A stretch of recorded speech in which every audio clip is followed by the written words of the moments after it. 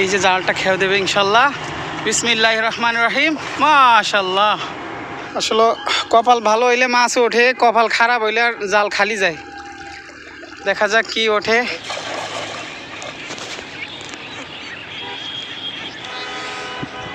দর্শক আমরা দেখতেছি কাকা জাল রেডি করতেছে। এই যে এখানে ফালাবে। আসলে নদীর মাছ ধরা যে এতটা কষ্ট এটা বলার মতো না। এখন জালটা খেয়েও দেবে, দেখেন এটা খেয়েও দেবে ইনশাল্লাহ। বিসমিল্লাহির রহমানির রহিম। মাশাল্লাহ মাশাল্লাহ। বুদামে বেজে গেল, হ্যাঁ সরাইল না আর কি। দেখেন দেখি কি মাছ উঠে। আসলে কপাল ভালো হইলে মাছ ওঠে, কপাল খারাপ হইলে আর জাল খালি যায়। দেখা যাক কি ওঠে। খালি মাটি, খালি মাটি, একবার সব নরম মাটি। জালটা একটু সেরা আছে কাকা না? মাছ উঠলো না আসলে। দেখেন মাছ ভাগ্যে যদি থাকে তাইলে মাছ পাওয়া যায়, তাছাড়া পাওয়া যায় না।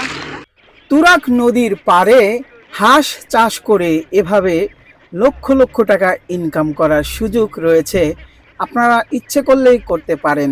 তো আমরা চলে এসেছি নদীর মাছ ধরতে। পাশাপাশি দেখলাম এক চাচা হাঁসের খামার করলো এই বিশাল নদীর পাড়ে। তো দেখেন এই যে জাল ফালাচ্ছে ভাই। আসলে নদীর মাছ ধরা যে এত কষ্টকর আগে আসলে বুঝতে পারতাম না, কারণ আমরা চলে এসেছি নদীতে মাছ ধরতে। তুরাগ নদীতে পানি একেবারে ফ্রেশ পানি। তো এখন যেহেতু পানি কমে গেছে এ কারণে মাছ সব গভীর পানিতে চলে যায়, আর বিকেলবেলা হলে এখানে মাছ চলে আসে। তো আজকে দেখবো আমরা কি কি মাছ এখানে পাই। আসলে বিশেষ করে এই কম পানিতে কিন্তু পুঁটি মাছ পাওয়া যায়, দেশি পুঁটি।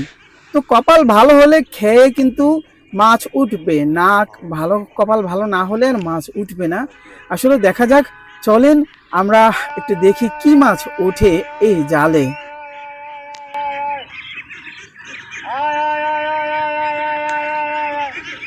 উড়িস একটা রুই মাছ, উড়িস।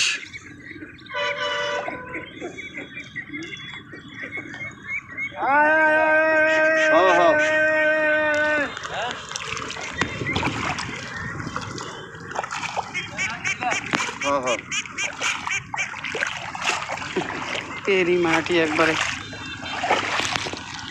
কই গেল মাছ? একটা মাছ।